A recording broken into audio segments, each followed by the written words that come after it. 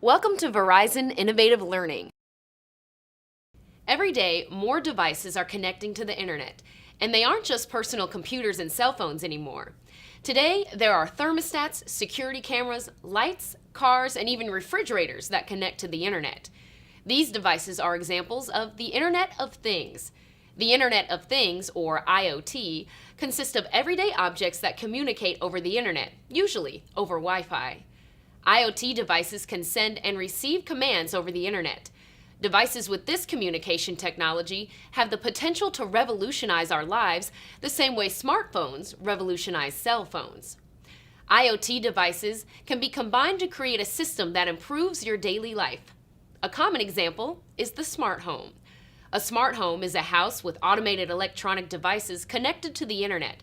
With a smart home, you can view security cameras remotely. You can tell your thermostat to heat your house when you leave work, and lights can automatically dim when you start playing a movie.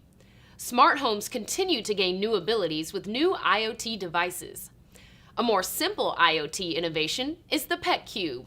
With this IoT device, you can use a smartphone to check in on your pets at home. You can even remotely control a laser pointer to play with them. In this session, we're going to use an IoT device called the WIOLINK.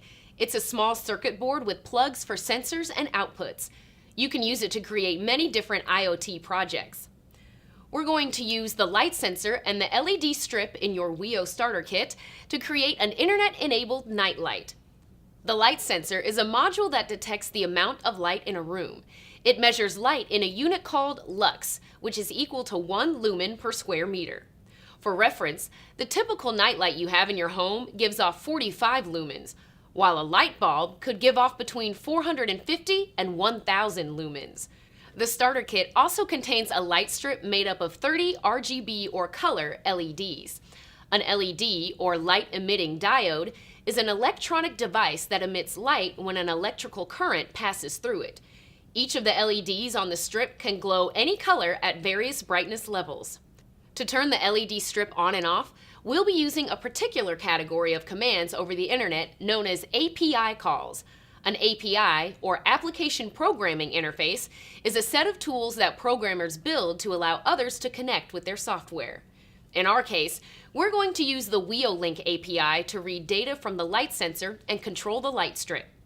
When the WIO mobile app sends a command using the API, the request goes through the internet to the WIO server. Then, the WIO server sends the command through the internet to the WIOLINK. You can control your WIOLINK from anywhere as long as you have an internet connection. Today, we're using the WIOLINK API along with a web service called IFTTT, spelled IFTTT, which stands for If This, Then That. We'll use IFTTT to help automate our WIOLINK.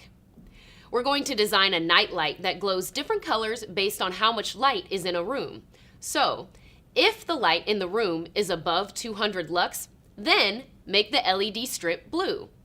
If the light is below 200 lux, then make the LED strip red. IFTTT is a free web service that uses the internet to check the WIOLINK light sensor every few minutes. Based on the light sensor input, IFTTT sends a command through the internet to tell your WIOLINK to change the LED color. IFTTT can be used for many IoT projects with the WIO Starter Kit. After today, you'll be able to use the WIOLINK Starter Kit at home to build many more IoT projects. Just think, you could link IFTTT to your social media accounts to get an alert whenever a houseplant needs water. Or you could set up the WIOLINK to change the LED color depending on the weather forecast. The possibilities are almost endless. Now it's time for you to configure and program your first IoT device using the WIOLINK. What will you invent today?